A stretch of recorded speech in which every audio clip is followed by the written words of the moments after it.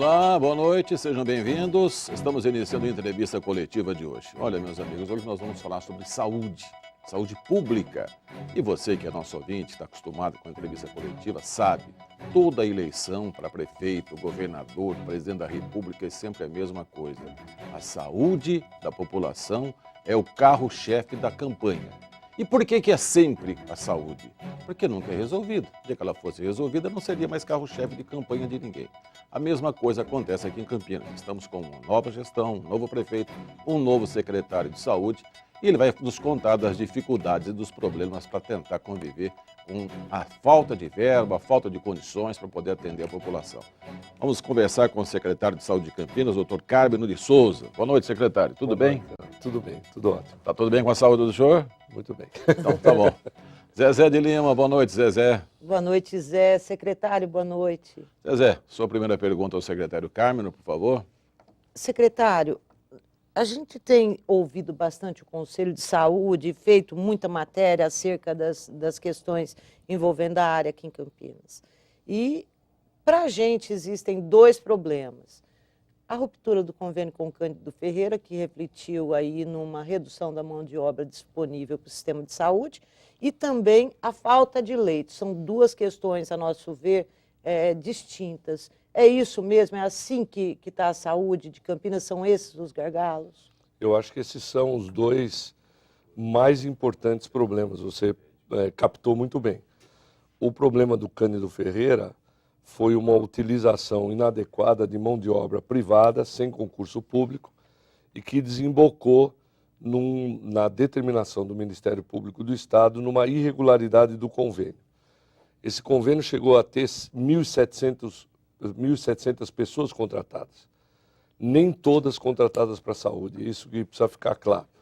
Tinha uma parte desse contingente de mão de obra que eram procuradores, por exemplo, professores de educação física.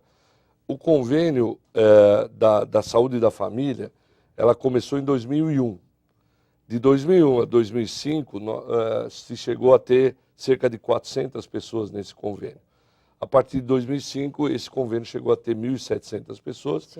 E quando ele foi declarado irregular, haviam 1.400 pessoas no convênio, portanto, no início, em fevereiro de 2012.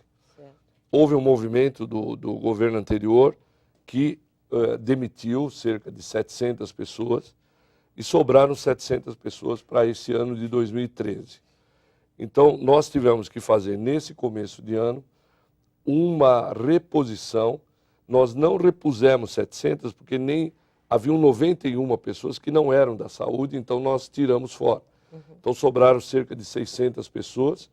Dessas cerca de 600 pessoas, 112 eram médicos, não é?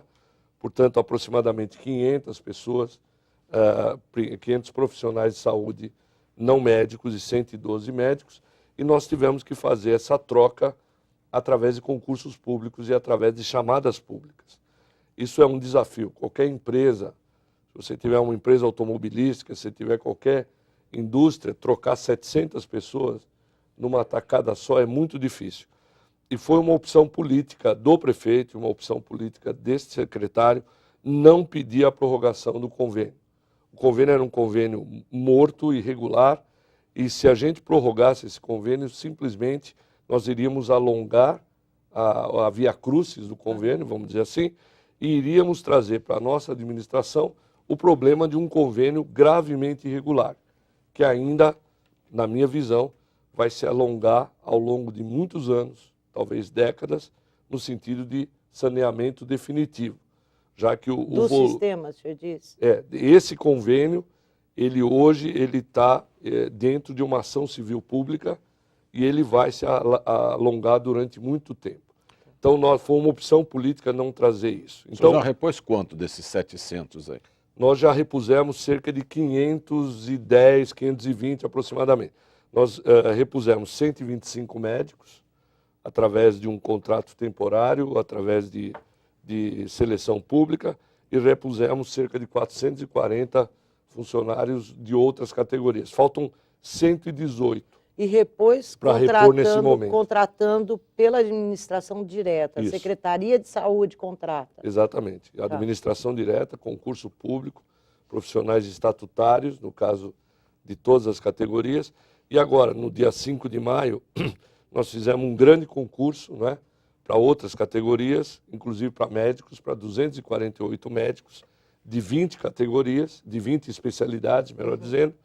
E dessas 20 especialidades, nós acreditamos que em 18 nós vamos completar o nosso quadro, porque o número de interessados foi bem maior do que o número de vagas. Bom, secretário, mas isso aí, pelo que a gente vê hoje, a situação dos médicos, a ponto do governo estar aí importando um médico da Europa, está com essa proposta encaminhada, né?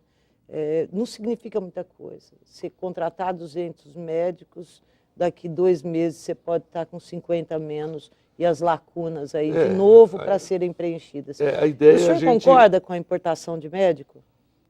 Pessoalmente, não. E vou dizer por quê. Não é uma questão política, é uma questão prática mesmo. Os médicos por exemplo, os médicos cubanos, a gente sabe que eles têm uma formação muito mais sumária que o médico brasileiro. O curso médico em Cuba é de 4 anos. Então, eles têm a dificuldade da língua, têm a dificuldade do conhecimento epidemiológico do país. São contratos temporários, por 2 a 3 anos. Não é? Os médicos europeus, tanto de Portugal como da Espanha, eles têm uma formação muito mais longa, porque eu fiz o meu pós-doutorado na Itália e não é muito diferente. O curso médico lá é de 6 anos, mas em 6 anos o aluno de medicina não põe a mão no doente. Normalmente o curso é praticamente todo ele teórico.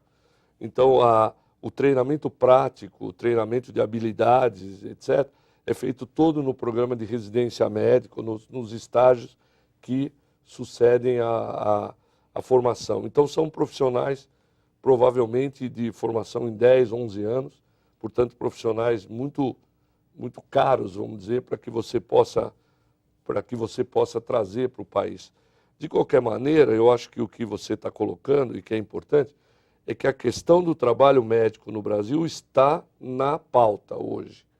Quer dizer, o que você disse é verdade, a dificuldade de colocar médicos na rede pública, mas não só na rede pública, mesmo em algumas áreas da rede privada, está ficando cada vez mais difícil.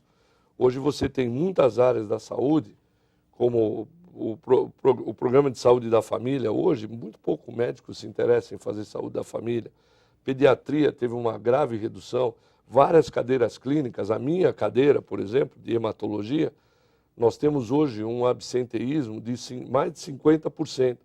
Quer dizer, de 10 vagas que a hematologia oferece, 10 não são aceitas. Nós temos especialidades, por exemplo, anatomia patológica, onde o absenteísmo é de 97%. Isso quer dizer que de cada 100 vagas, só 3 são preenchidas, 97 não são preenchidas. E a gente sabe que a anatomia patológica é uma área fundamental para diagnóstico. Como é que a gente vai saber que tipo de tumor tem uma pessoa? Anestesia, né? Anestesiologista. Anestesia forma pouco e a anestesia tem uma competição muito grande pelo profissional. Então o trabalho médico hoje está muito especulativo. Eu diria que, usando uma palavra um pouco mais forte, há até um certo canibalismo do trabalho médico, né, entre as várias prefeituras.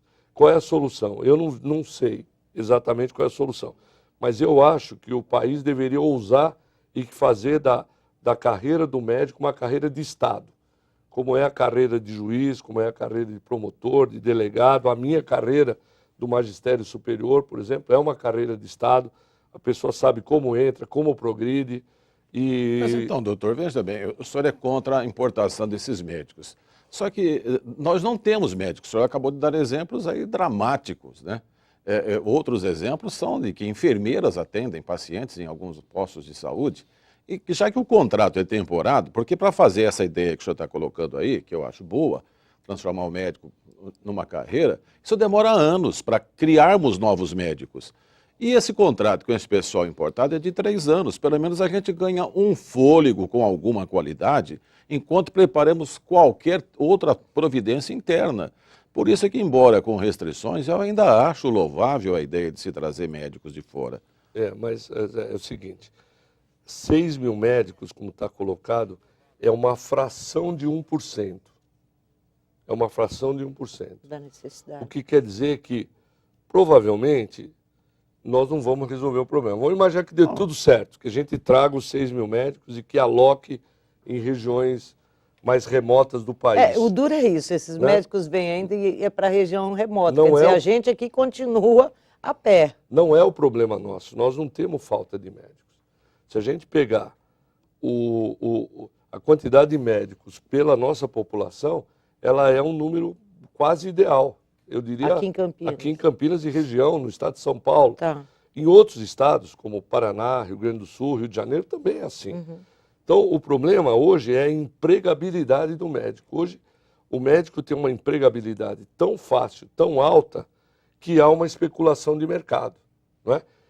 Como a formação do médico não é baseado na nossa necessidade, você forma muitos de algumas categorias e não forma de outras categorias. Isso quem está regulando, se você forma mais de uma categoria e não de outra categoria, é o mercado. Então hoje você não tem dificuldade de formar radiologistas, não tem dificuldade de otorrino, oftalmo, dermato, endócrino, por conta de todo esse... Todo mundo quer ficar magro. Todo mundo quer ficar magro, tem todo esse apelo. Aí tem que entrar o governo com as suas escolas públicas e direcionar isso. Então, a residência médica... Zezé, nós vamos para um intervalo? Já, Zé. Então, o doutor fala bem, né? E fala bem, veja bem, e ainda você vê que passou já, né? Imagina uma consulta de 10 minutos, que é o que se propõe aí. O médico vai ganhar mais se consultar 6 por hora. É possível isso? Voltamos já.